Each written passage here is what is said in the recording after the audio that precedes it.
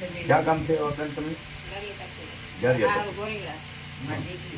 અને તમને શું તકલીફ હતી બેન? પગની તકલીફ હતી. બરોબર બરોબર. પછી અહીંયા આવ્યા પછી તમને કેમ રહ્યું?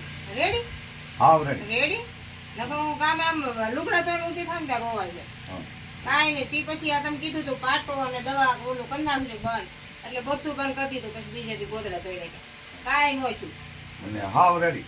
હા હા તમને કાંઈ એમ જો મંત્ર તંત્ર કાંઈ આપણે કર્યું નથી. હા બરાબર. ખાલી અગરબત્તી જ ફેરવી છે હા માતાજીના નામની. હા. તમને રેડી થઈ ગયું બેન? હા. મેં તમારી પાસે કાંઈ લીધું બાપા? નહીં. હું કોઈ પાસે લઉં છું બાપા? નહીં, તમે નહીં. બીજી વખત એવા મેં કોઈને કાંઈ લેતો તરત નથી. મને ગીતાબેને હું કોઈને કીધું. અણશ્રદ્ધામાં ઉતારતો નથી. હા. જે કરે એ મારી માં હાથે કરે છે અને એમાં- તમને શ્રદ્ધા છે. સારું હા થઈ જાય. હા, એમ થઈ ગયું ને.